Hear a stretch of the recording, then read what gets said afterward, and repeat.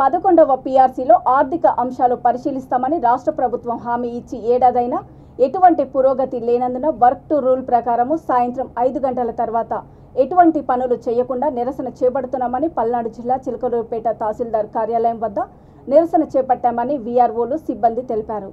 ఈ సందర్భంగా పలువురు మాట్లాడుతూ రాష్ట్రం తమకు 1వ తేదీన జీతాలు ఇవ్వకుండా ఇబ్బంది పెడుతున్నందున ఈ నెల 1వ తేదీ నుంచి మే 5వ తేదీ వరకు సాయంత్రం 5 గంటల తర్వాత నిరసన కార్యక్రమాలు చేస్తూనే ఉంటామని స్పష్టం చేశారు।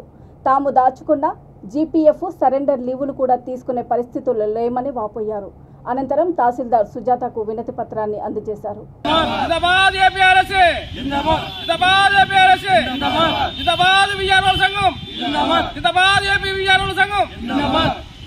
ఈ రోజు నుంచి వర్క్ టు రూల్ ఉదయం 10:30 నుంచి సాయంత్రం 5 గంటల వరకు వారి యొక్క విధులు నిర్వహించి నిరసనలో భాగంగా కార్యాలయం నుండి బయటికి వెళ్ళిపోతున్నాము।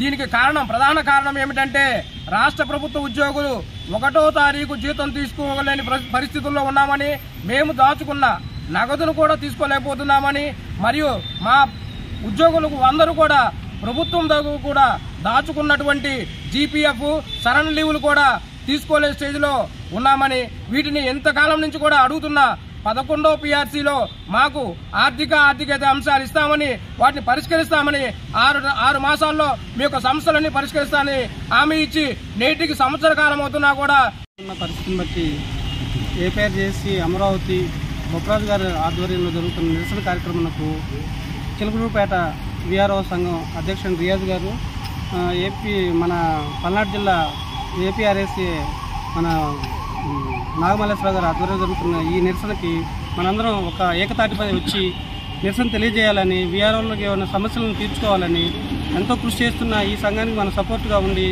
ప్రతిదీ మనం నిరసనకి కార్యక్రమానికి చెప్పాలని నా అభిప్రాయము। వీఆర్ఓలకి చాలామంది తెలియట్లేదు, ఏదో రెవెన్యూ అసోసియేషన్లో మనం ఒక సభ్యత్వం ఇస్తారా, అది ఇస్తారు ఇది ఇస్తారు అంటుంది, కానీ అది సభ్యత్వాల గురించి కాదు ఇక్కడ మనం మాట్లాడుకోవాల్సింది। మనం నిరసన కార్యక్రమంలో అందరూ కలిసికట్టుగా చేసుకోవాలి।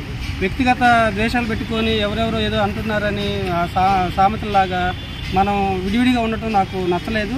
మీరు కలిసి వస్తే అందరూ కలిసి పోరాడదామని నా అభిప్రాయము। ఈ అవకాశాన్ని మీరు ఇచ్చినందుకు చాలా థ్యాంక్స్।